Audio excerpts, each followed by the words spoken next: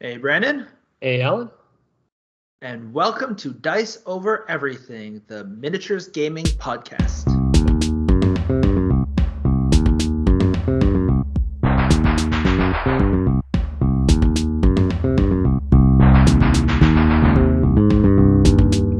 So before this, I was down fixing some parts on my car.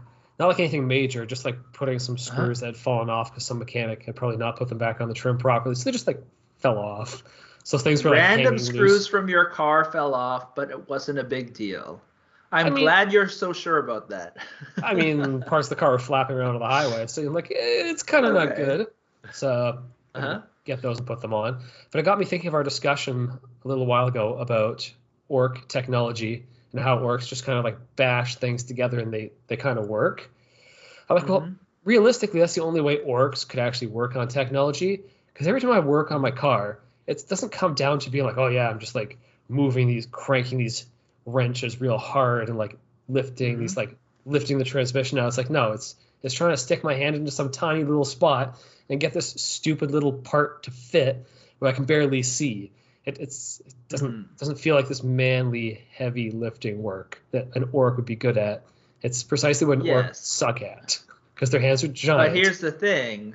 Hmm. For orcs, bigger is better. So their It's true. vehicles are giant and their cables are probably this fucking thick. Yeah, And so it's it makes them more, I guess, structurally mhm. able to withstand bullets and fire as they drive around. It's true. All the bolts on the orc vehicles are like a foot wide. Maybe that's Yes, why, because they have giant exactly. cans and they would have no hope of cranking the Yeah, bolts otherwise. Unlike the Space yeah, Marine vehicles where they're all concealed and hidden, and you have to have some tech priest that has those tentacle things with all the tools on them sticking out. It's yeah. like even the tech priest would have problems reaching that. But in That's what the reality, servo skulls are for, made out of the skulls of babies. yeah, because stuffing my skull under my car that's very low to the ground was very difficult. Basically, it was Yeah, impossible. I had to use exactly. mirrors. I've had Yeah, a servo but skull that I even could see through. The servo yep. skull could go under it. And So, technically, orcs do have grot helpers. So all of the mm, mechs will yep. have grot helpers, or at least the big mechs will have grot helpers for their little hands who climb into the machine and get all those things done. That makes more sense. Yeah, the orcs aren't actually looking after their tech. They're just threatening the They grok. are they are designing it Hmm. in that orc way, Yes. but it's true. It could be like they could just be terrible manners, and he's just like, "Hey, Grot, you better go in there and make it work." And literally, the Grot is like a physicist, like a rocket scientist, and it's like, "Oh, well, I'm gonna do this and this, and I've got all my calculations." Takes out its little cloth thing where it's written all the calculations to make everything work. Hmm. They don't have notepads. It's all just on the inside of their clothing. Yeah. All the And they sheet. can't tell anyone because if the orcs knew that the Grots knew all that information, they would strap them to the rocket and shoot them into space. Hmm. Makes So, sense. We now just better understand how orc anyways, tech works and why.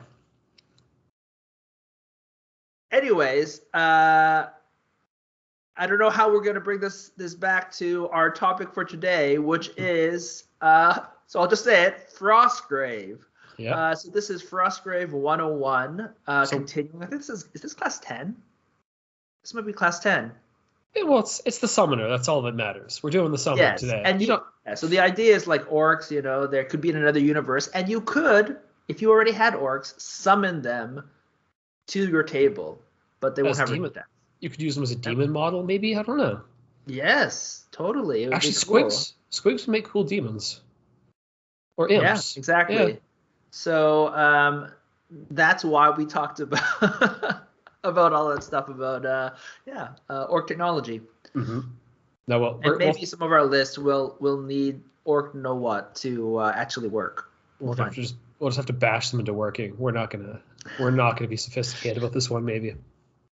All right. So, as normal, for this Frostgrave 101, when we go over a wizard school, we'll be talking about all of their spells and rating them. And then we'll go through spells from their aligned schools that you should probably or you should think about, that we think you should think about. And then we'll put together basically a list of spells that would be a good intro warband, and also the units you might want for that warband. And then overall, give the summoner a rating. All right, and we'll see what direction, if we go the same direction on this one, or if we go different directions on how we think a cool summoner build would work and like what their most important spells are.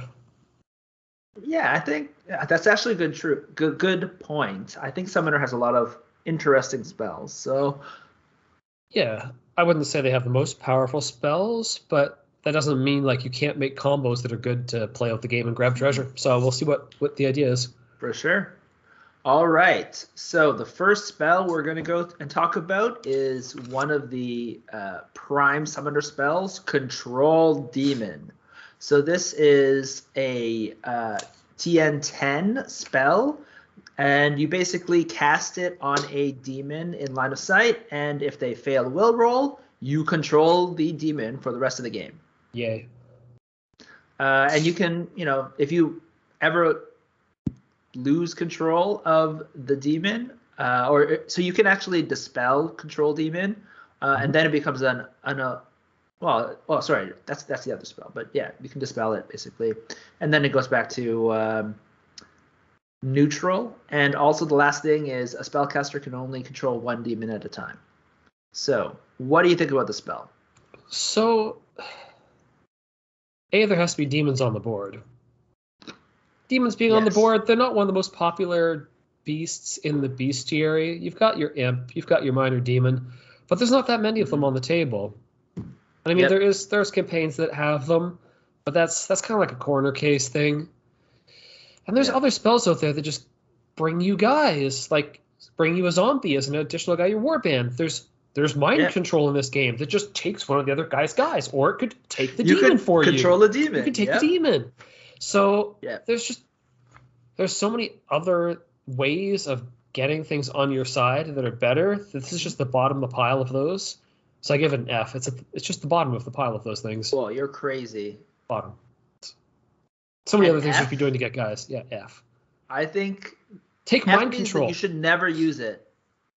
Okay, if you roll it up with a grimoire, for some reason you got the grimoire, okay, fine. Now you take it as a C. If you want F, as you don't use it ever because it has no point. Like if there's a demon in front of you for some reason, sure. You're definitely very, very wrong in my opinion, but I think that this is a C. And here's the thing. I agreed with everything you said except for your rating, because the rating implies you would never use it, and this spell you would use. Yeah, if there's a demon sitting in front of you. If there's a demon, exactly. If there's a demon, you would rather cast Control Demon than Mind Control. Yeah, because Mind Control can break. Because Mind Control, exactly, break. And the issue with Mind Control cast on a demon, like if you want to control a good demon, they're like Will 5 or something. They'll definitely break Mind Control eventually. Whereas, I think is it Will 7 or Will 5? Whereas Control Demon, they just have to fail it once, and then they're yours forever. So, and it's also TN10. So I would say this spell, even though of the control things, by itself, if you're just thinking about using it by itself, it is probably the worst of the different ones. Like Control Animal and Control Undead, you're going to use those a lot more because there's just more of them on the table. But Control Demon is effectively just as useful if there are demons on the board, and that's the rub. I totally agree with you, but the thing that makes it more useful is that Control Demon, the summoner, has ways to make sure there are demons on the board. Yeah. So I would say Control Demon is more useful than you're giving it credit for, and also demons are pretty good. Yeah, they're okay if you can summon them. If good ones appear, which sometimes happens, not usually. All right. But yeah, according to our rating system, things are only an F when you would, even if you got the grimoire, you would never use it. Okay. Yeah. So this is for you. It is a bottom C. For me, I think C. it's actually a pretty solid C. Situational, but yeah. All right. All right. So we've reiterated our rating system for how you get to the bottom. All right. Yes. So you could also be S tier, which means that you're one of the best spells in the game. All right. Next spell is Imp. So this is a TN10 line of sight, and you can basically summon an imp. So speaking of getting demons on the table, you can summon an imp anywhere on the table that is 3 inches further away than any other figure. So that's basically it. It's uncontrolled. Yeah, you can go full 24 inches with it.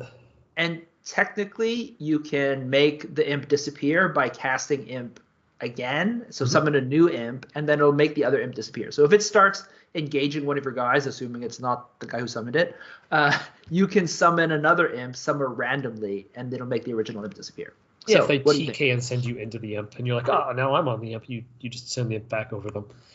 So I give this one a B, because it's not the greatest thing for summoning something to come help you, but it does go 24 inches away wherever you want. Yep. It's not under your control, and presumably the guy could walk away from it, but now they're walking away from where they want to go. So I'm in B territory with this one. Yeah, I basically agree. So there's obviously the combo with summon imp and then control demon if you need to, but generally when you summon the imp, you want to be summoning the imp like even behind their guys, so that it's forcing them to not be able to run away, right? Like if they have a guy who has treasure and is trying to get away, you summon the imp behind them, and then suddenly, if they try to run away, someone has to engage that imp, right? Because generally the imp will move 6'3", and they're only moving 6. So it's actually pretty good. And then it could kill the guy, because an imp is, it does have, I believe, 10 health and one fight. So I think this is a great, fun spell, and it can really mess with people. Yeah, like if they're hiding behind a wall. I would say it's a B. Like if they're behind a wall and you can't shoot them, they're like, oh, I'm just going to walk away slowly. Yeah. Like, no, because the imp is going to go past the wall, see you, and you've got no helpers around. Exactly. So I'm going to catch up with my speed 7 guys, and now there's going to be a fight. Sorry, exactly. Although imps have 6 health, so I just checked. Yeah. 1 fight and 6 health, but that is still very annoying. I have fought imps that have summoned imps that have killed like multiple members of my warband, and to be fair, like the person who was casting it was just like summoning them to everywhere. So that was in N1, first edition. So they could summon multiple imps, I believe, back then. Or maybe I just killed them and they just kept on resummoning them. I don't remember. I recall going on a kick of summoning imps back in first edition. That could have been me. Who knows? It was probably you. Yeah, that makes sense. You just summon them. They come in and then you kill it, and then you just summon another one. It is fun, thematic, annoying, and if you're lucky, it can there's no way to. Well, there is kind of ways to turn around. For example, they could control the demon, right? Yeah, they could mind control it. So yeah.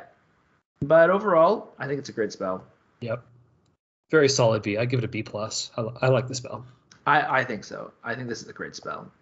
Great disruption, and of course, like putting in a uncontrolled creature anywhere 3 inches away from someone that you want. Obviously, there's so many applications you can do. Mm-hmm. Summoning them and then killing them for XP. You can do that too. Yeah. Technically, you could get 5 XP for killing them. Yes. All right, on to the next one. All right. The next one is, we've already mentioned many times with other schools, Leap.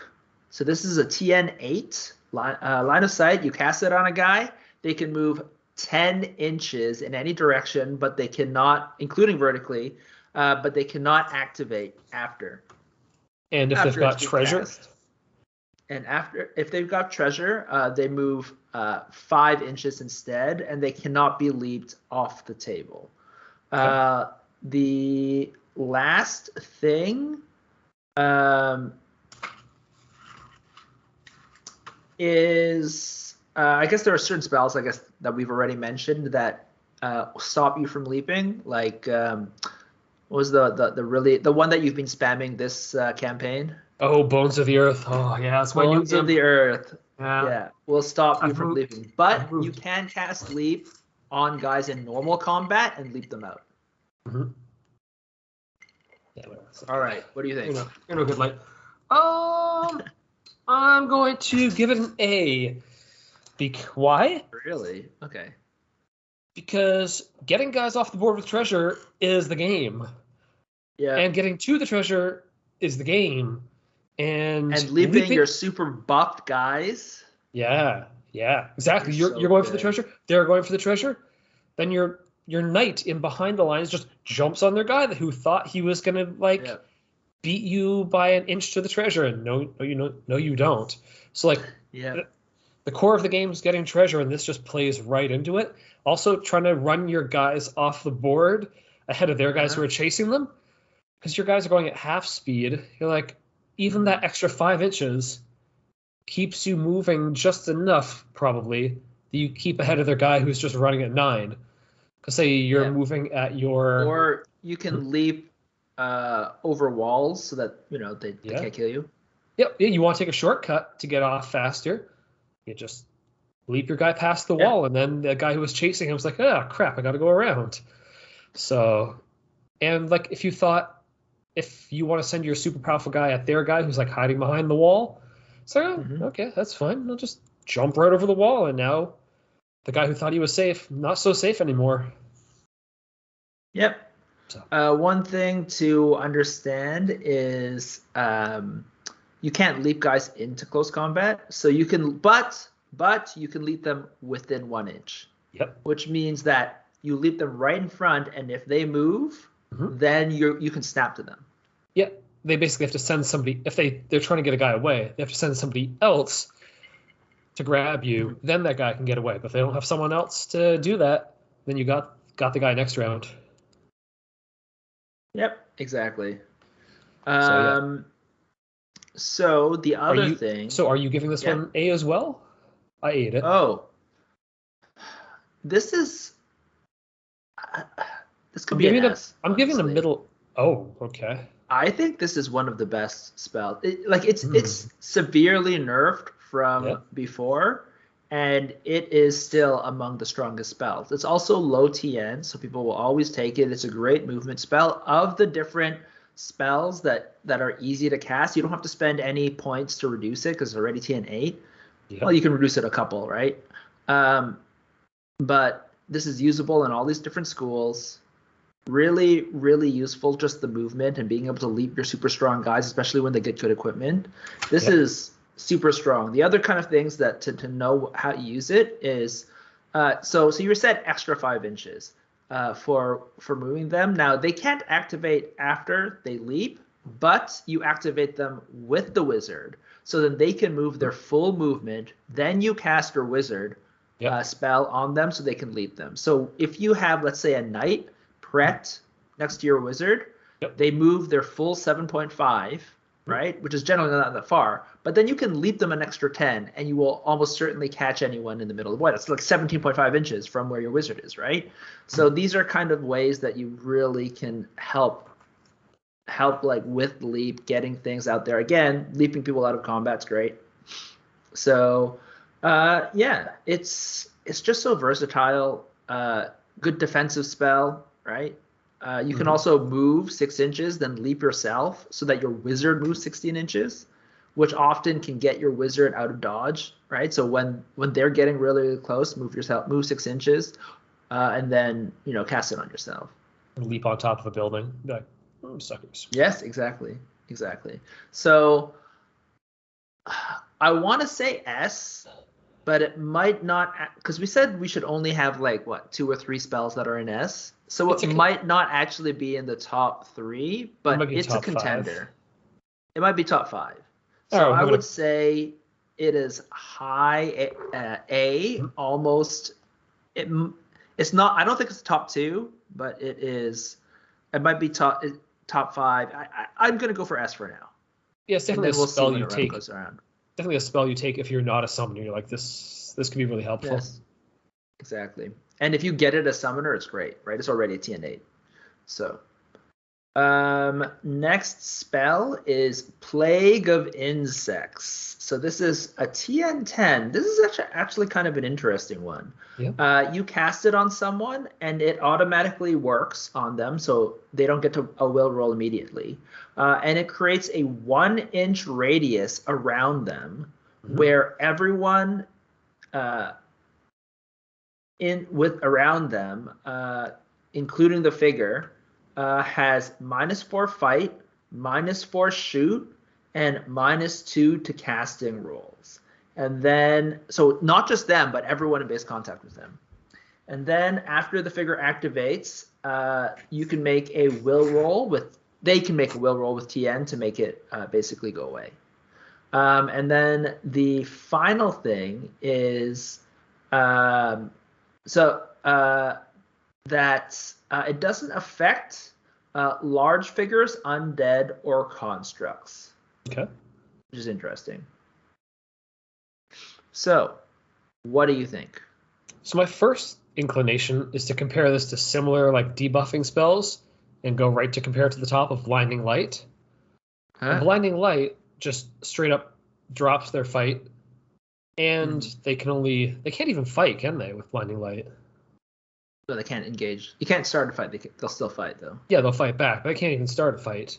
I think they can't engage. Yeah, they can't fight. I don't think. Yeah. So, like, that seems like the better debuff spell. But Blinding Light's like an A-class spell. So, okay, this isn't an A-class spell. But wait, we haven't actually got to Blinding Light yet, so we'll find out. Yeah, but Blinding Light exists, and it's better, so... No spoilers, man. That's in a future episode. It is in a different episode. Giving it away for You'll have to free. Listen. Somebody will have to wait for that episode. Which it's all free. Of course it is. On a podcast. Yeah, go on. They'll have to wait for next 2 weeks from now for the thaumaturge for that one. A month from now. Month, okay. But I would say that there's a lot of people who rely, or their strategy relies on just like clustering guys around your guys. Because say if you were bringing extra zombies, say if you had a lot of fast guys, those people are going to rely on just rushing extra guys into the combat to get their biggest bonus in the fight. You start casting this thing into combat, and they're going to have problems. So against certain opponents, I think it's going to be pretty good. But I don't see it as top tier, so I'm just going B. Interesting. All right. So there's a couple of weird things with this spell that makes it a little bit more interesting to me. So I'll mention those first and then go to the rating. So obviously auto spell is the big thing, right? It automatically works until like they roll against like after the activation. It's after the activation. So you get one. So it goes all the way through the activation. You get one free go of it. So that is obviously really good. The other thing, and it's also kind of balances like knights and shit, because if they're fighting a thug, so if you're casting it in close combat, right, everyone gets affected by it.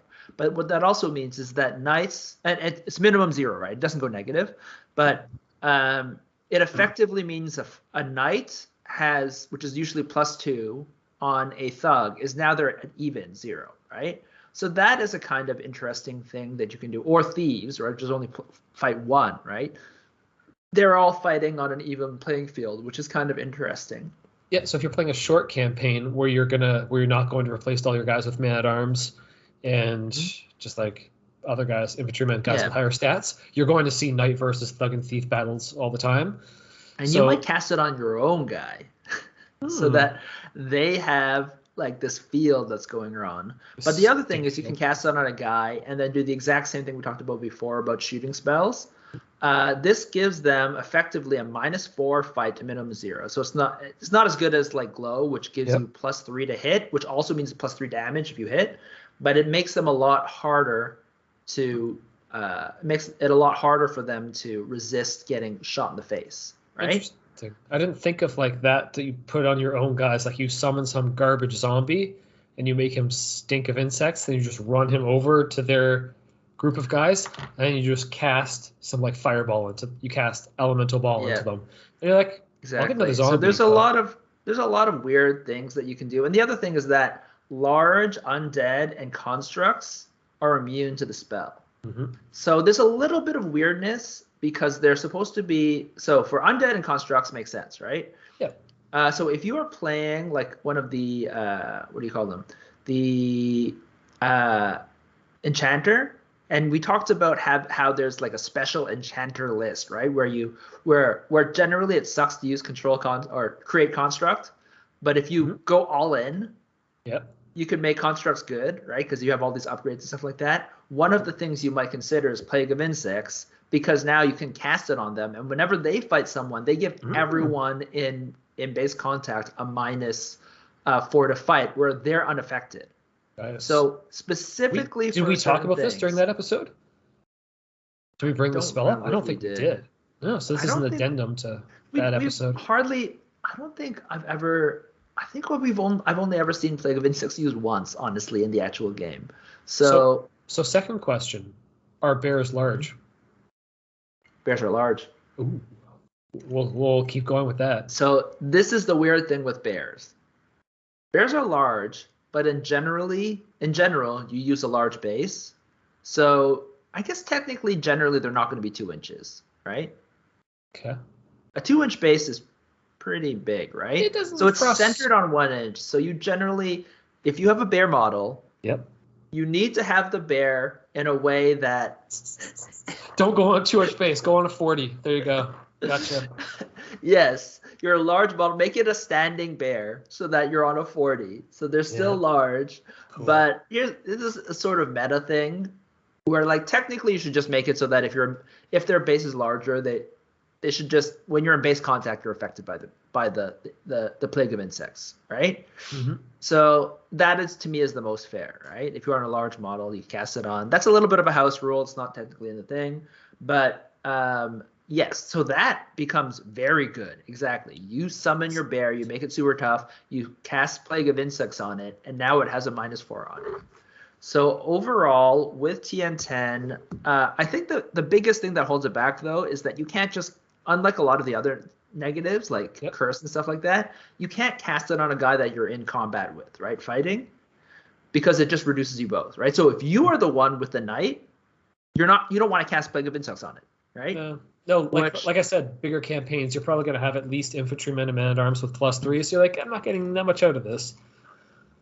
Yeah, so even though I talked about all these cool ways that you could use it, I actually am rating Plague of Insects a C. So I'd say it's a high C, but I would say it's still a C because it's situational.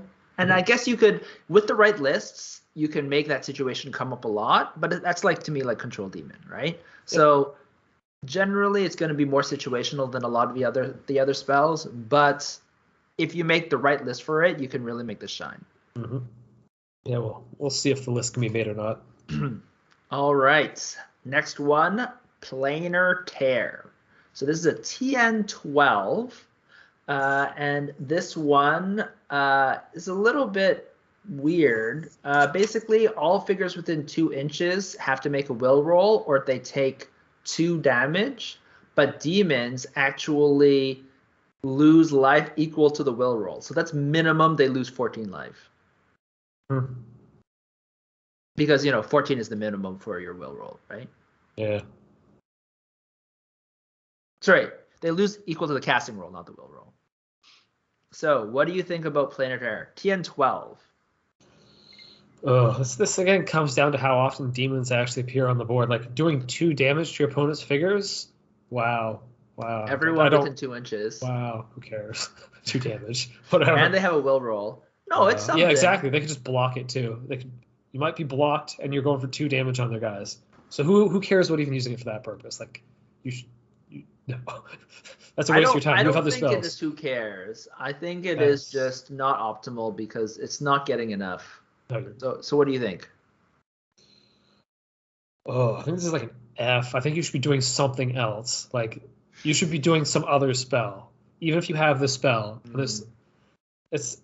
Is there a demon sitting there? Like, maybe, whatever. It's way too situational. Just way too situational. Yes, I was gonna rate it a C, but you're right. It is an F. Like, when you compare it to Control Demon, right? Planar Tear kills a demon, or you could control the demon. That would be way better. Yeah, for that situational, you're way better off. You're not. Yeah. You're up. Not the only issue is you can only control 1 demon, right? So there is that thing with Planar Tear, but it is an issue with the spell. I agree that the 2 damage is not nothing, but it's very low. I think it was 3 damage it would be a lot better. But that is also 50% more damage. So that's a lot more damage. So, and the biggest issue is it's TN12 for some reason. Honestly, if it was TN10, it would be a C, right? Yeah. TN10, well, to me, it should be demons, TN10 with 3 damage. Yeah, to kill the demons, you need a high roll as well. So like, who cares that the roll is low? Like, it's just saving. Yeah. So effectively, generally, it's going to be 14 anyways. Yeah. So they're testing on 14, and then they take 14 damage. That's good, right?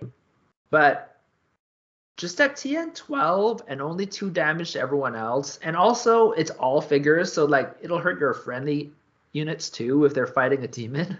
Yeah, if you're trying to save your guys from the demon. I guess technically you could have it you could place it in a spot where only the demon is within 2 inches, right? But again, it's just like, it's too hard. If it were TN10 and it was 3 damage, I would say it would be a C spell. It would be a solid C, actually. But that's a huge buff, right? 2 less to cast and 1 more damage, so it's more overall useful. So I would say right now it's just those 2 things would make it just good enough to use to have situational use, right? TN10 and 3 damage. As it is right now, it's just enough to mean that you never want to cast the spell. Even if you had it. I'd say it's just an F. And I could be convinced that it is a bottom tier C if someone can tell me that they actually used it and it actually helped them better in a situation. But if no one tells me that, and it's going to be hard because it's like a terrible spell. So like you have to cluster like 5 demons in one spot. These 5 demons appeared in one spot somehow. Like, exactly. Okay. Listeners, if you use Planar Terror for some reason and it actually pulled off, give us a shout. Tell us. Email us or contact us. If you're playing like a single player Red King campaign, you ran your guy into the middle of a whole bunch of demons, the demons jump him, and you Planar Terror them all. You're like, ooh, okay, sure. Okay, sure. Okay, in single player mode, maybe it could be a C. All right. Yeah. All right, next spell, Plane Walk. So this is a TN10, and it's only self, so the actual spellcaster. And basically, no one can attack that guy and your spellcaster, and no one, and they can't hold treasure anymore. Yep. So basically, you can cast it if you're within 1 inch, so that they can't engage you. And then you can move 6 inches. So this is basically a protective spell, and you can move through terrain as well. So you can basically totally escape, especially if there are walls and things like that. But again, you can only move 6 inches, right, when you cast the spell. Yeah. And then the other thing is you can't just have this up all the time. So if you cast it a second time, you get a -5 modifier, which is technically still doable. You'll be at 15. But then the next one will be -10 and then -15, which there's no way you're going to be able to succeed on that. So if they jump on you, you can't just walk away and keep casting it by walk and cast and walk and cast. You could possibly do 2. You could probably do 2 moves. You could move 12 inches, basically.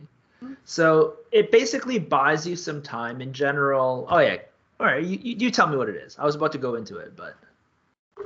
So I think it's a C because, like, walking through the terrain, why were you standing in front of the wall rather than behind the wall? You're supposed to be behind the wall. No, I think there's definitely lots of times where that comes about, right? When you go through, you might have to do something in the mission, or you are going around there to cast a better line of sight, and there's a wall that you could walk through to escape. Remember, this is Frostgrave. There's a lot of terrain.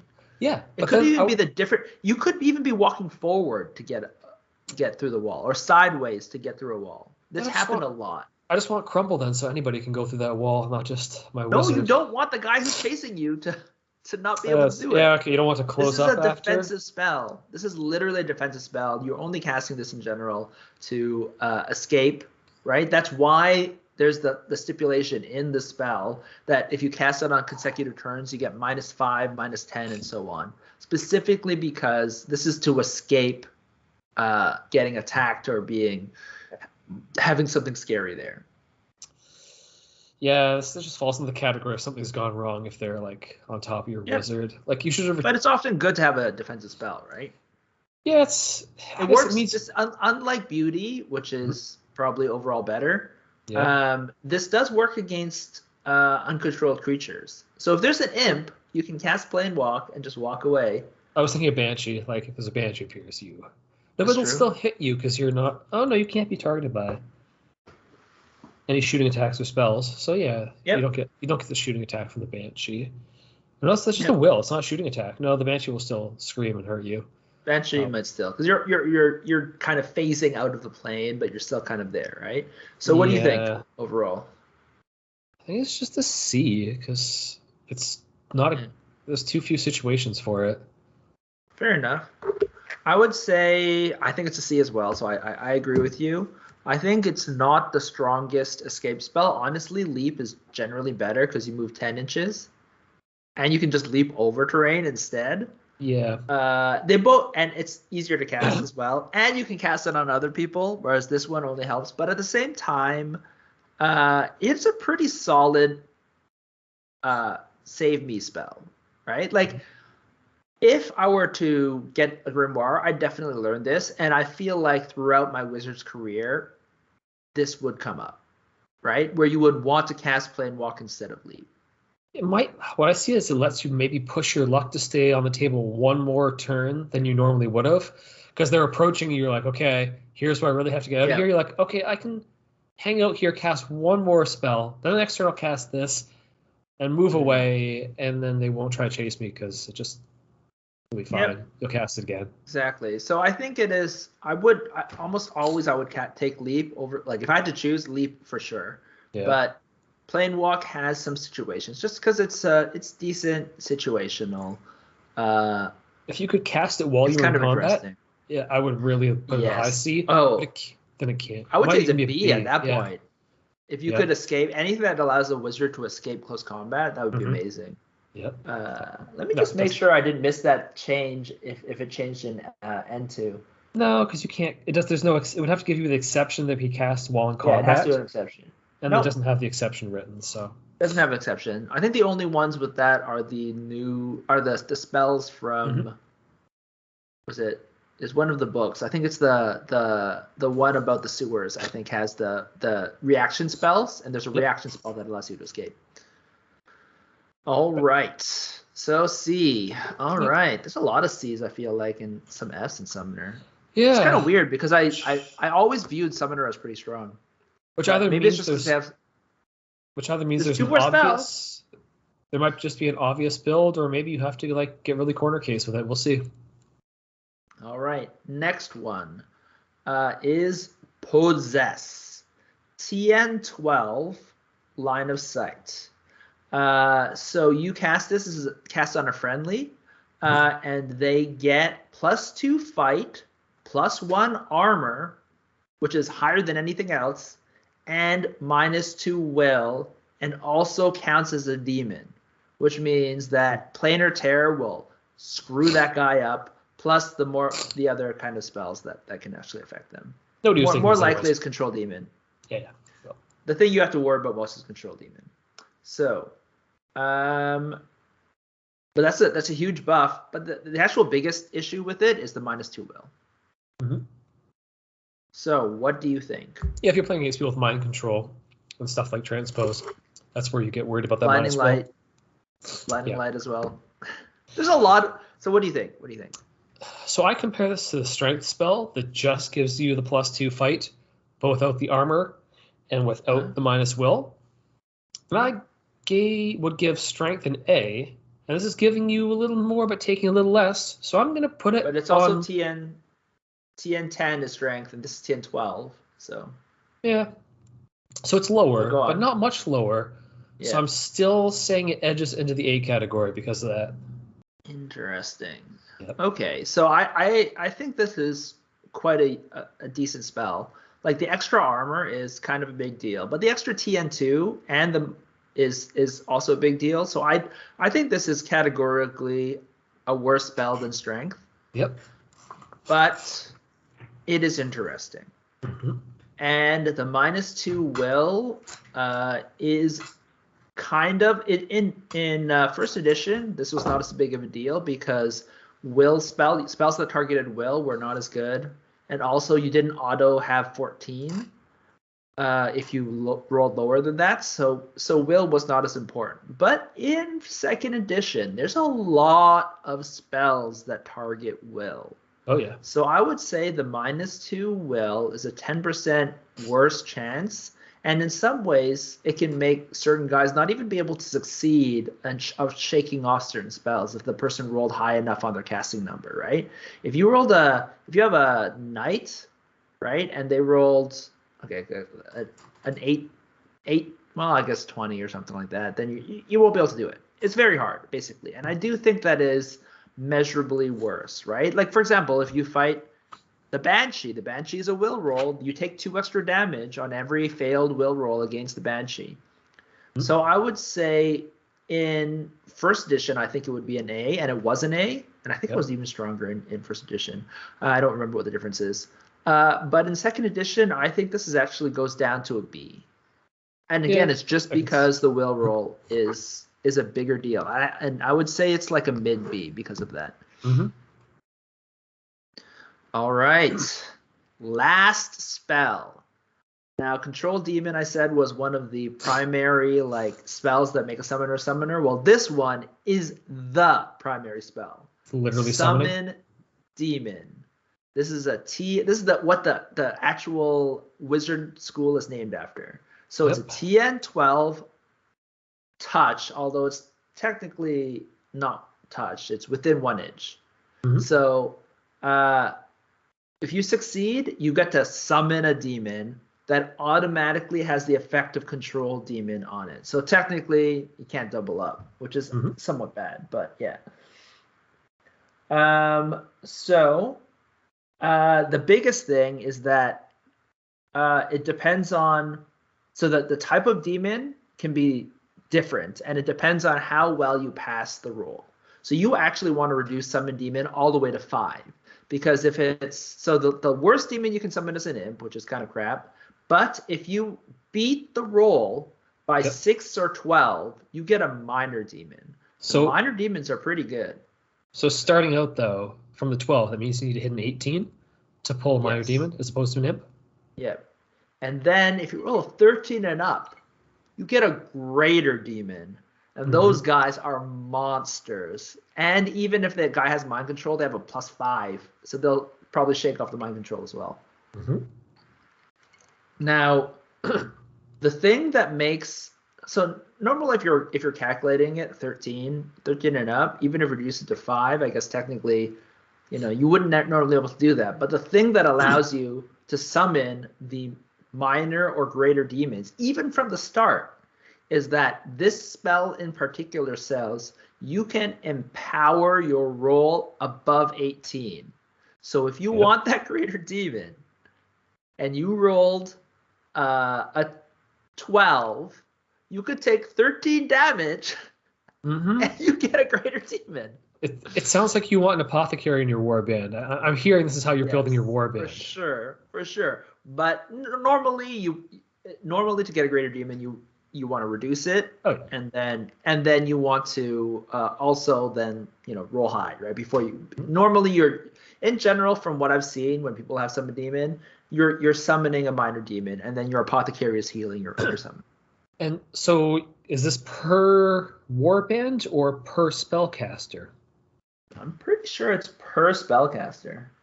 Okay.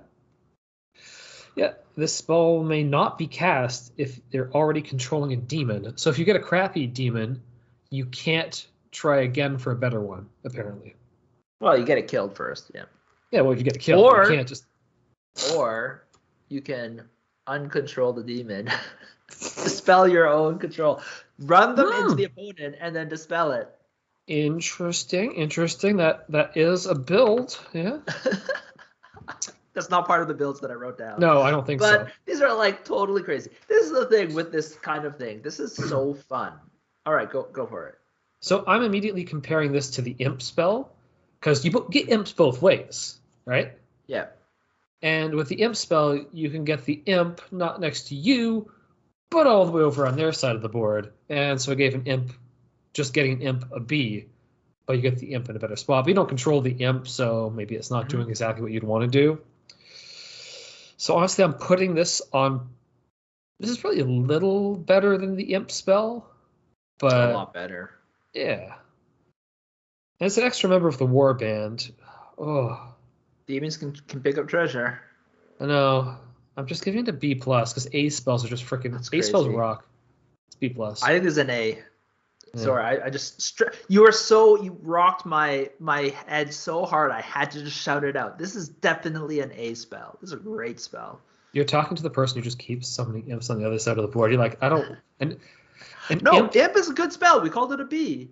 Summon Demon is really good, especially as the campaign goes on and you can have the possibility of summoning Greater Demon. Summoning a Greater Demon into your army as an extra guy is a huge buff. So Greater Demons are like chunky monsters. They are top level fighters, right? I guess they're not a Frost Giant, but like besides the Frost Giant, they're arguably like they're the equivalent of getting a vampire or something like that.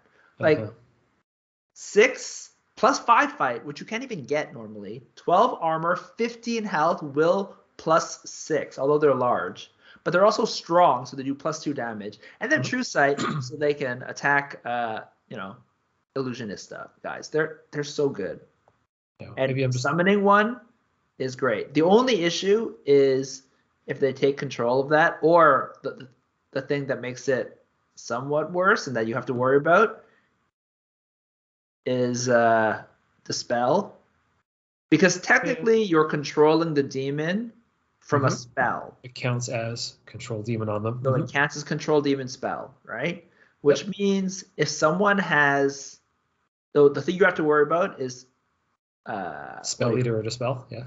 Spell Eater or Dispel, they will, which is free, and they literally dispel it, and then that monster will turn around and kill you. Otherwise, I think this would be an S, honestly. No, maybe not an S, because it's not the top 3.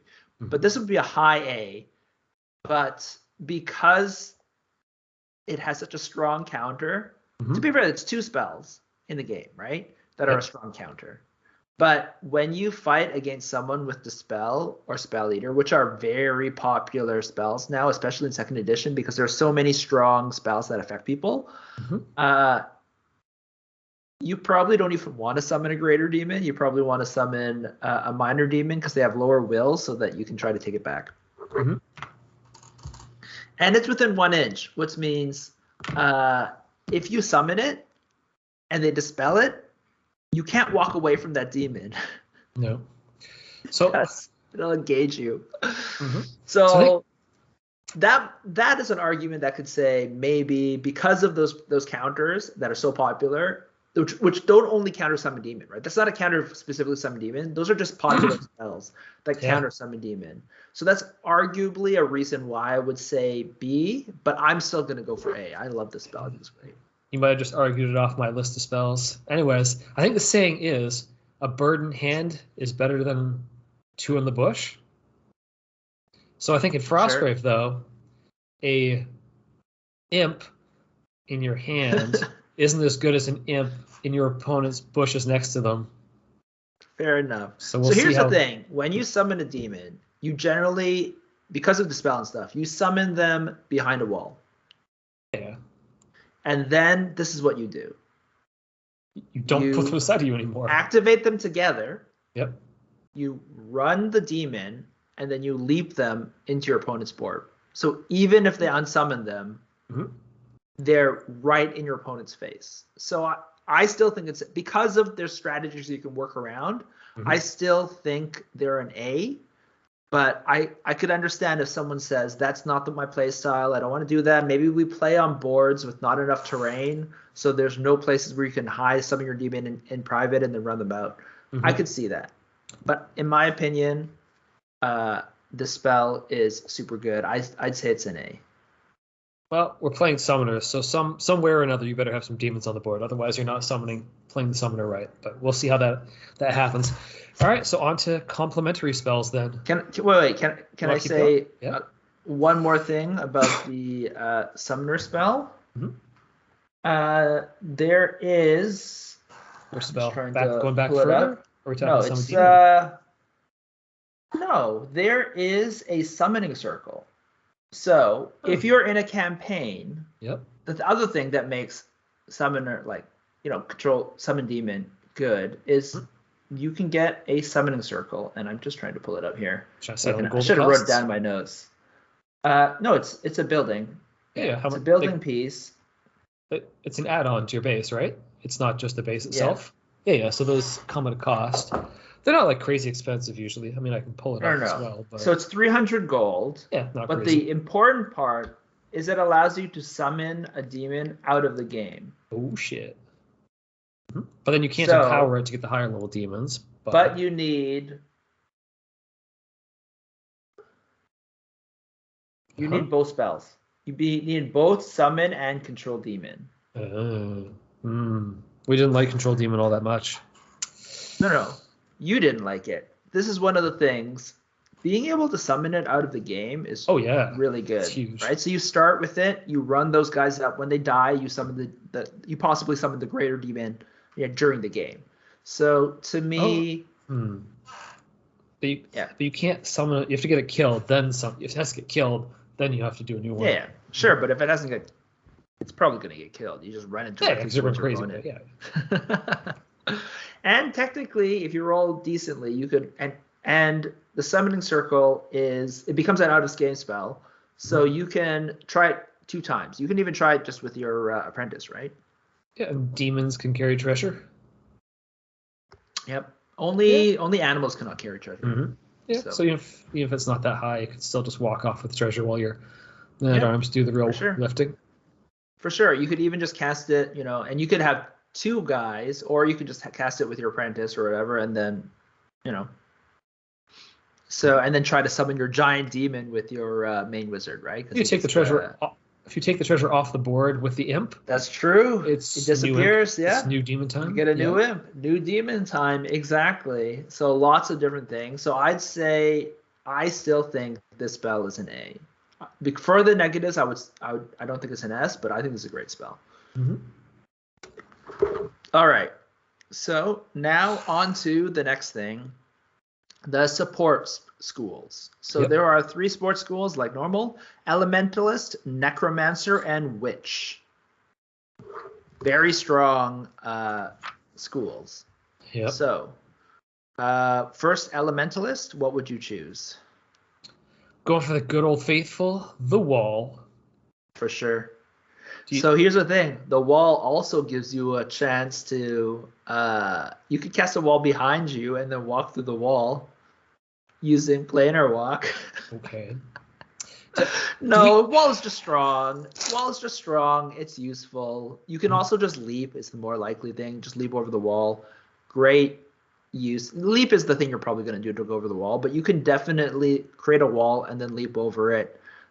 Strong spell overall. Gives you area control, which of course for playing Frostgrave, that's what matters the most.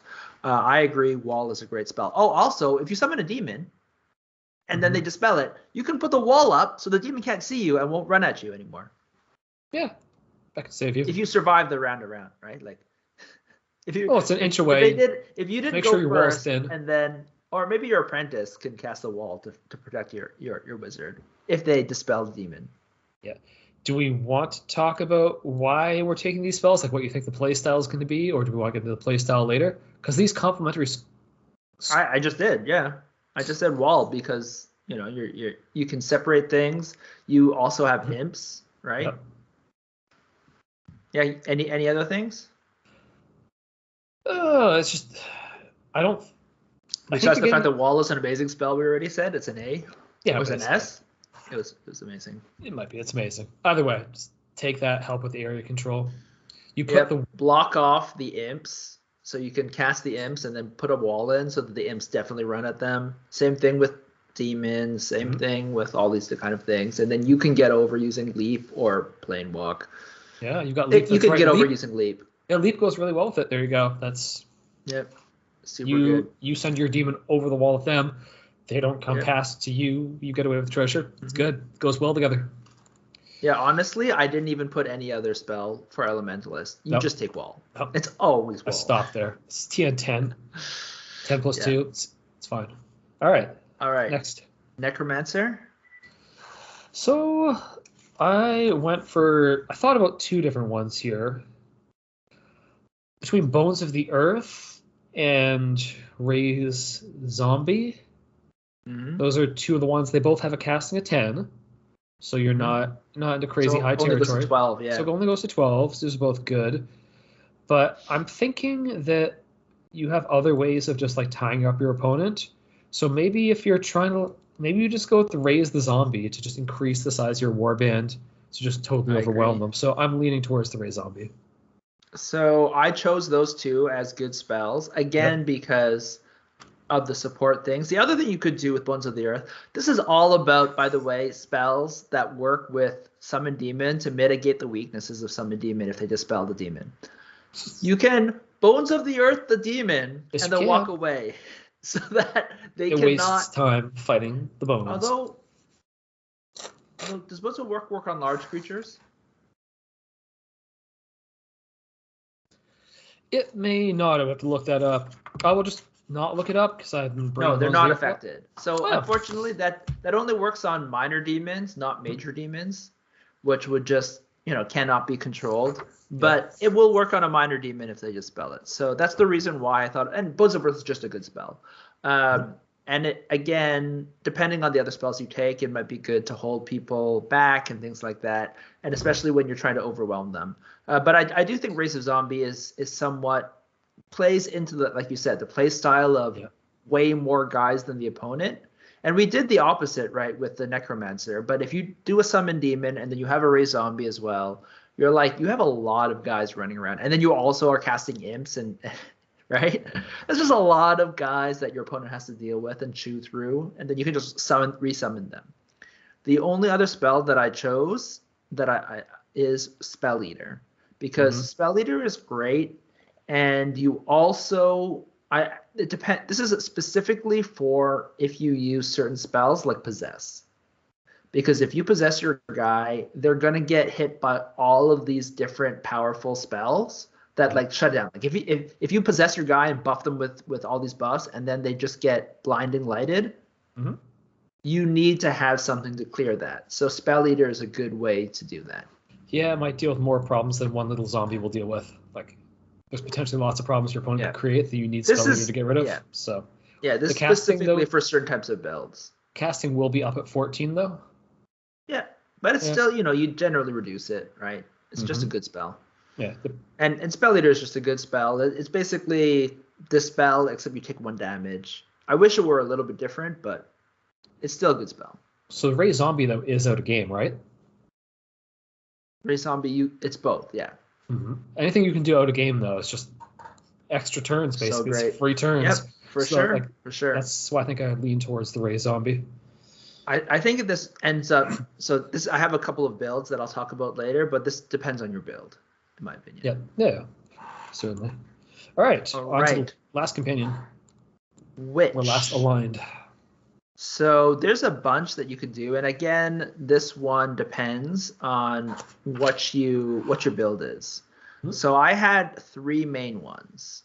So I had Poison Dart, because if you looked at all the different spells I chose before, you might want a ranged attack.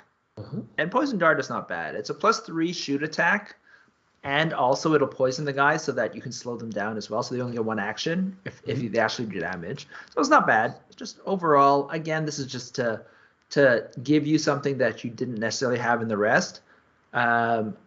Or more likely, you could choose Animal Companion for that Sweet Bear. Which again, just more guys, bigger guys, right? So now your thug is, instead of being a thug, or I guess later on in the game it would be, instead of a man-at-arms, you now have a bear, right? And it doesn't cost you cash. It doesn't cost you cash to get that bear, which is super tough. You're killing things. If you summon a greater demon and 2 bears, that's a pretty sweet. That's like, it doesn't matter if the enchanted guy is super strong, right? And then the last thing I chose was Curse. So Curse is specifically for it also helps you, like, so demons generally have a high willpower. Curse is just a generally good spell, but also if you want to take over things using control demon or mind control, or I said control demon, right? For this specific thing, you might want to curse them first and then try to mind control them, which is why I put them there. How about you? So I think I'll just reveal my build now. It will be animal companion. I want the bear. Fair enough. I feel like we're trying to have a big brawl in the middle. Like I think that's what the summoner wants to do, is have a brawl in the middle, and the bear with big guys that are expendable. Yes. Fair enough. Like this isn't the tricksy, like, I get my extra fleet of foot and then run over and grab the thing and put up this like interference spell on your guys. We can't chase me. Mm-hmm. I'm seeing the summoner just like going into the middle and just trying to deliver a beating around the treasure. No tricks, just straight beat down. All right. Sure. That's an interesting build for sure. All right. So, other spells. So, do you want to go over yours first? Sure, I'll go first. Sure. So, I have spells that are useful. These are often spells you hear before. TK, which is just an overall good spell to pull things. Yep. But generally, this is a thing, like if you didn't take leap, TK might help you get treasure. Mm-hmm. But in general, if you took leap, you're not going to take TK. Enchant weapon and strength. So enchant weapon is just to buff normal guys to be bigger. It's just an overall useful spell. Strength, even though it'll be at 14, that's still technically castable. You probably want to reduce it as the games go on. But this is like a combo build, right, with strength. +2 fight is generally good. The other ones are push, because if you're doing a summoner build, pushing imps and demons, if they get on the wrong side of the board, is useful. So let's say so you summon an imp, and then you push, and then if they start going towards you, you can push them over. And pushes, again, is a great spell. Like if you're on ground level, anyone on the second floor is afraid of push, because then if you can push them high enough, they just fall down and die and go splat. It's great. It's such a fun spell, easy to cast. It's TN 8, so it becomes 12. Mm-hmm. It's just generally useful. And the last one, which is generally what I would think about, is heal. Because you're trying to get that demon, and you're gonna stab yourself. You're going to stab yourself 9 damage, and then you're gonna need heal to heal yourself back. You're gonna need to apothecary, then heal, but now you've got a major demon, so hey. Yeah, exactly. Okay. All right. Okay. So how about you? So, just because we talked about all those problems of guys being taken away from you and you just crying after that, you have to consider mind control, because it's going to be on 16. I know it's going to be on 16, but we talked about like your biggest worry in the world is getting your crap taken from you. So you have to consider mind control. And if you're playing a long campaign, maybe you think of bringing this in. If you're not playing a long campaign, you're probably like, yeah, this isn't going to happen. But you have to consider it, depending on if you're really worried about having your demons and everything taken away, and you need to get them back. Sure. So I wouldn't do mind control if you have a summon demon, because again, mind control is temporary, and the summon demon will just the greater demon will just break it. Yeah. Even a normal demon is at willpower 4, I believe, so still has a good chance of breaking it. And if you're having a brawl in the middle as well, if they send like a couple guys in that are good, you send a couple guys that are in, and you take one of their dudes and say it was like a 5-on-5. Yeah, sure, that's true. You cut yourself. That is true. You flipped it to a 6-on-4. You're winning. So that's true. It works around your strategy pretty well, of the summoner strategy. For massing guys. Of massing guys. And they think they can go head toe to toe with you, and you're like, no, it's I flipped. Fair enough. I flipped it. Fair enough. This is a little bit longer campaign, but it's definitely an idea. Mm-hmm. All right. So to be considered. After that, blinding light, because it's still like you slow their guys down if they're trying to run away from you. You're gonna get in a fight with them, and you want your guys to, even if they send a knight, you've dropped their fight to 1. Yeah. And it's only casts on a 12, which, I mean, you've got to beat their will, so it doesn't need to be any lower than that. 12 is fine. So I think that plays into the strategy, and it's just good as a shooting spell and stopping guys from running around. That's true. Slows guys down, slows guys from running away unless they get leaped. Yep. That's another thing that leap is good. You can still leap because they're not moving on their own power. If they get blinding lighted, you can still leap them. Yep, blinding light's very popular. other one, because you've got no shooting spells, is I would consider grenade maybe, but in reality, because you're just going to want to get into this big cluster fight in the middle, grenade is probably not what you're going to want to use when you've got a cluster going on in the middle yourself. But you still have to consider, like, if you're going to take any shooting spell, if you're thinking of taking, like, pairing it off with some archers, grenade is your best choice of shooting spell, I think, as the summoner. Just because it's a 10 to start with. Sure. So it goes to 12. Yep. Then we get I don't even think you take shooting spells, though, with summoner. No, I don't think so. Because, like I said, grenade's probably not the way to go, because you're probably clustering, because you're getting more guys and you're rushing the middle. You're probably not going to want that, but it's to be considered. And then beyond that is strength, because 10 plus 2, 12. You've got pretty strong guys.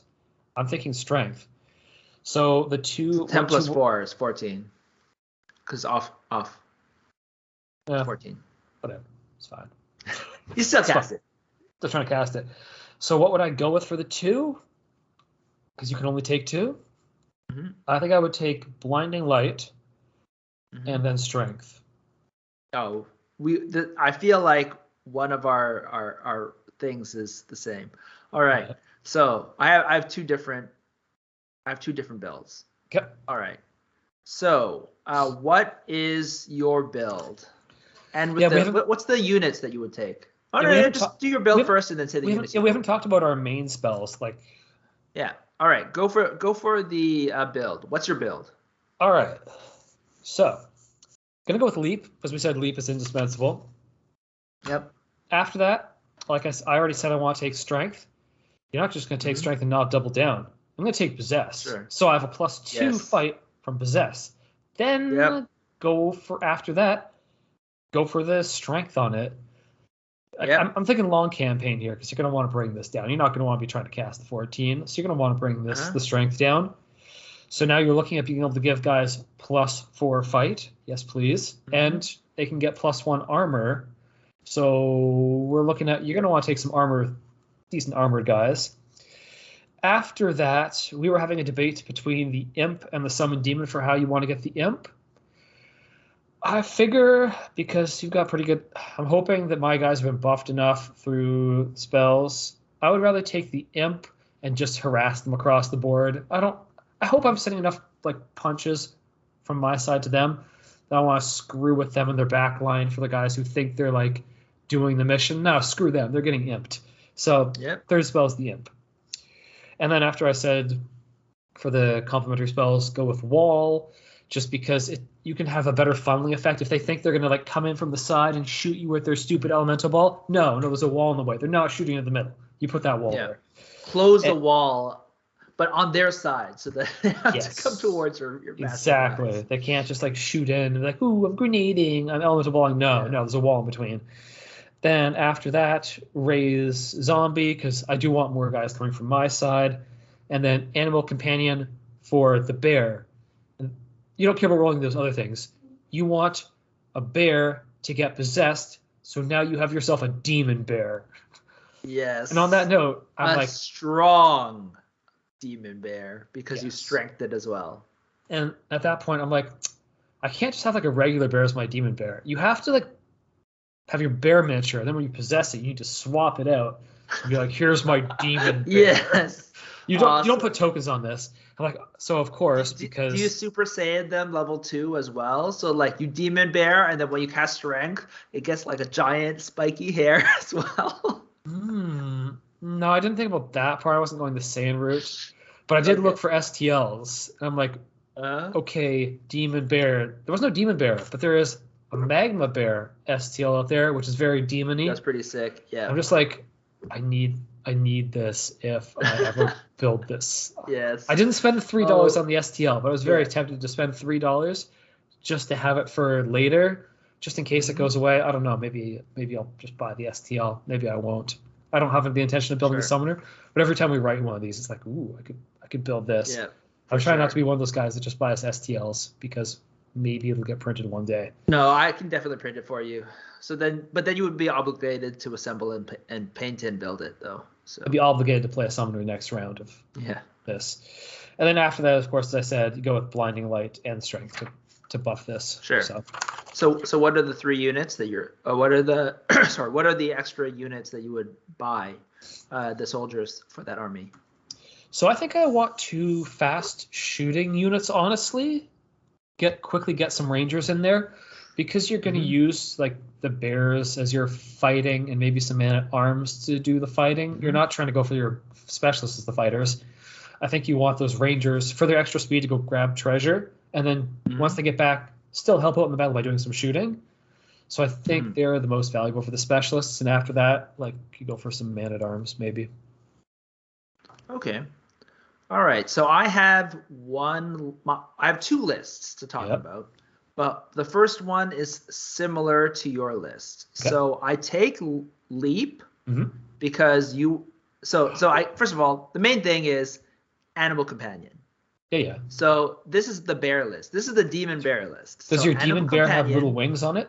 Because my demon bear wasn't going to have little wings, but now it sounds like it needs little wings in your build. Yeah, you could leap it, right? So you have your demon bear. You bear, you cast possess on it. Of course, you also have strength. So you have +8, 13 armor.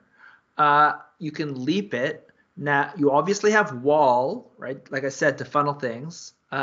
The other spells that I used that are different from your choice is I actually took Spell Eater.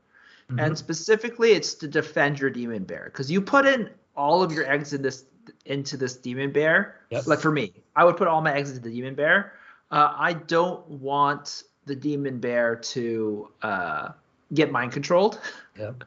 So I need Spell Eater. So whenever they cast mind control, I just Spell Eater it. What's the range on Spell Eater again? I'm just worried it's not far enough. The same thing. Oh, okay, that's fine. Yeah. So you just take a damage when you cast it automatically. So I think that it would have been cooler if Spell Eater dispels more things, but has a shorter range, but you take damage. But in any case, it's just a worse version of the spell. Yep. I can see your argument that's more valuable than zombie. I might change. I would be willing to change that. But this is all about Super Bear. Because I'm talking about like Demon Bear, I also took Heal as the off spell, just to heal the Demon Bear. Because this Demon Bear now has 14 life, 13 armor, +8 fight. I want to keep that in the battle for as long as possible. This can change, but I like heal. And you want the heal to heal yourself when you bring in that. Oh no, do you have Summon Demon even? No, I do not. Okay, so you don't care so much about that. I don't care about that, but I might want you want to basically cast Possess and Strength immediately, and Strength is 14. So you could cast Strength, cut yourself, and then try to heal yourself to get up to not killable. So just in case I missed this, yep. You have Leap, Possess, and Plague of Insects. On the bear. On the bear to give it -4 with everyone in fight. So now it has +8 and -4 on everyone. It will just eat everything. And the only issue is getting mind control or blinding lighted, which is why you need the Spell Eater, so they don't because they have -2 will, right? So you need the Spell Eater to negate it. And that's the build. This is Demon Bear build. Yes. I like screwing with people, so I'm like, I still kind of want the imp to screw with people. Oh, that's fair. That's fair. And the imp can jump into combat. Well, no, it won't give you a bonus. Cast it behind them, so that they do bonus, but if they're behind them. So if the guy you're engaged with is the closest, the only issue is like if you kill the guy that your imp and your demon bear is possessed, your demon bear now has to kill the imp. No, you just summon another imp. Oh no, you can you can summon another imp. That's a decent point. All right. So other spells. And the units that I would use were Archer, Ranger, and Treasure Hunter. Now I was thinking 3 Rangers to support your Demon Bear, but three ranged units. But I like the Treasure Hunter because the Demon Bear is going to be killing things. I need something fast to pick up treasure. So Treasure Hunter is although technically you just take 4 thieves. I don't know. It's just a thing. Use. You could also possess and or strength your treasure hunter as well, because strength doesn't have a maximum. And I have one other build. Okay. So this is, in my opinion, the classic summoner build. So you actually have Summon Demon? I have control. Yeah, Summon Demon. Yep. Control Demon. And again, this is for two reasons. Now you can use the summoning circle. Do you have the imp? Please say you have No. the imp. Oh. No, I believe. It would be cool, but to me, summon demon, control demon, because control demon is to back your like. You can use the summoning circle, but also if they take your demon, you can then cast summon demon. Cast control demon to get it back. So the other spell I chose, it's hard, right? If you take summon demon, you want all of the spells, but you need leap. Leap is so strong. You need leap. And if you cast, like I said, the move of casting your greater demon behind a wall, then you run your demon out, and then you cast leap on it to jump it, right? That is a really strong thing. Yeah, man. Besides that, I would use wall and summon zombies. So again, this is the build that has more guys, right? So my build for this one is you want to summon the strongest demon. So minimum minor demon, possibly greater demon, plus summon zombie. Because it's controls demon instead of dispel or whatever, if they try and like remove the spells, you can actually just try and control demon again. And again, demons are +6 will, but if you get control of it, it's great. So the last one is curse. And again, you can see where this is all going. Curse is just an overall good spell, right? It's good at weakening guys that your demon casts, but also you can curse your demon, the greater demon, if they take control of it, so that you can control demon it. So it's only has willpower 4. I was just wondering if you could put them to negative fight because they have the insects plus a curse. Oh no, this is different. This doesn't have possessed. Curse, yes. Curse works. So Plague of Insects gives you -4, so you become 0, and then Curse gives you -2. Yeah. So so Curse is -2 to the rolls, not to the fight. I think in general, anything that changes fight, it just goes to 0. But so you can't get 0 fight, but you can get -2 on top of that to the rolls. So that would be if I were to give Curse on the other list, then yes, that would work. Okay. But you have to take Animal Companion, right? So. Yeah, of course. Yeah. So the last 2 things I chose are heal, again, because you want to summon as big a demon possible, and you got to heal yourself up. And then push as my last thing. Again, if you can also, so they can push anyway. So you can cancel control. You can actually cancel a control demon spell. So technically, you have to spend an action, but you cancel it, and then you can summon something else. But you might need to push uncontrolled demons away. So that's why I chose push. The 3 guys is Treasure Hunter, Ranger, and of course, so the same reason as before. And the last one is, of course, Apothecary, so that you can heal yourself. Maybe it's actually better Apothecary, Ranger. If you're going all in on summon demon. So like that, you just like cut 10, you get your giant demon. This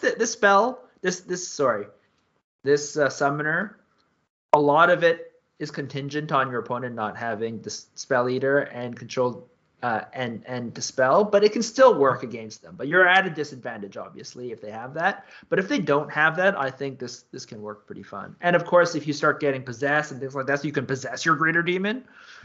Maybe you should possess greater demon. No. You need the leap. You want to leap those demons. Oh yeah. It's their best spell. Yeah. It's pretty obvious. So you could, as a summoner, spend an action, cancel your control demon spell. So you run up your demon, you spend an action, your move action, your one action to cancel the demon spell, and then you cast another spell. Maybe. So there are things you could do. So now you have like greater demons, uncontrolled greater demons in your opponent's face. Start pushing them against your opponent. There's all sorts of fun that you can do. But that's basically the entire idea of the list. Yep. And I think would be my classic summoner list if I took it. This would honestly probably be more likely what I would take with the summoner, right? One is possessed, so you're taking a guy, you buff him up. The other one is you're summoning guys, and you're a summoner, man. Like, to me, you should be taking those. I don't know. It feels weird.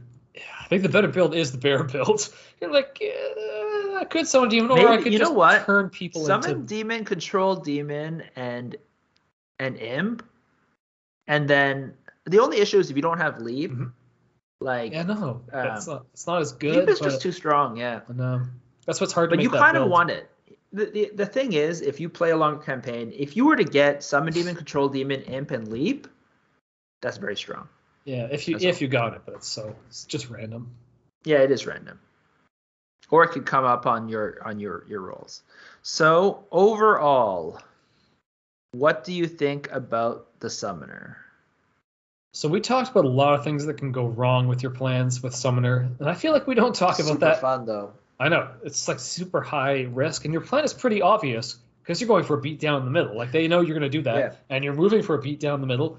There's no like, oh, I got you. Oh, I got this treasure away really cleanly. You're just trying to have a slog with them, and as we said, there's lots of things that could go wrong. So I can't give this a lot of them A. is just this. Yeah, I agree. Yeah, go on. There's just we talked about too many problems, which we usually don't. But we also talked about lots of cool builds, which would definitely give your opponent lots of problems. So I'm saying it's a B. Like it's not a C because there's builds and you can see how you're going to win. Yeah. There's good builds. But if your opponent doesn't have the right spells, Mhm. you feel like you'd be at advantage. But if your opponent does have the right spells, it could be even, or sometimes it could just be like you could be worried basically. Yeah, you're not hiding your hand of what you're going to do with the summoner. You're playing it like right on the nose.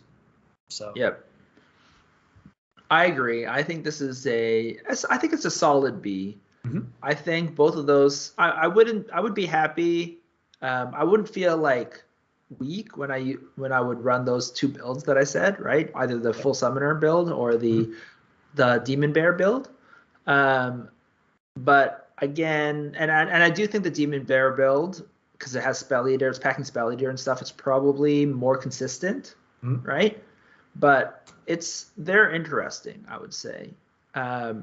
So yeah, I'd say a solid B. I think the illusionist is definitely stronger. Just now the other thing though is with the summoner, we just played a mission in like if you play a beatdown thing, right? Like if it's a campaign where beatdown matters, summoner, like you could, especially the mass summon units guy, you can just go on for days, right? So in certain missions, summoner could be actually very, very strong. But we just played a mission where it's the third mission of Red King where you're trying to run away. And I took an illusionist, which is all about movement and getting away. But there's a special rule in that mission. You can't run away. There's like there's a line. You have to survive 6 rounds. And I got destroyed because of that. Whereas a summoner, you just summon a demon. No one could, you're not even fighting another opponent. So you just summon a demon, and if they kill that, summon another demon. Summon a zombie. You would probably be totally fine with that kind of mission, right? Even if you were like way down. So there are certain kind of missions, certain kind of gameplay where I feel like this kind of list is really strong. But overall, yeah, I'd say overall solid B. Yep. On the other hand, for fun, I think this is an A. Oh yeah, there's got the a modeling. nice game plan. Yeah. There's like modeling ideas you can do. Like you want to build like your imps, you want to build your demons, you want to build your controlled bears. There's a whole lot of like building the list seems cool. Yeah, and playing them, summoning guys, and also having there's such a huge swing depending on who you're fighting. So you're like, aha, I can do this. And then being like, oh, I summoned a greater demon. And then having your opponent dispel it, the control, and you're like, oh my God. Like there's just such huge swings. So it's huge highs, huge lows. I feel like Summoner, really a lot of fun to play. So I can't actually rate it higher, but in terms of fun, this is one of the funnest, I think. Yeah, so. All right. Well, that is our breakdown of the Summoner. So we have only, 2 to go, right? Thaumaturge and Witch. So we're getting close, man. Yeah, so if you guys have any questions, thoughts, comments, you want to tell us the new different kind of build that you use for the Summoner, or you want to tell us that the Summoner totally sucks or is amazing or somewhere in between, give us a shout. Email us at contact@diceovereverything.com. Or find us on Facebook. We're Dice Over Everything. This has been Alan. It's from Brandon. Bye.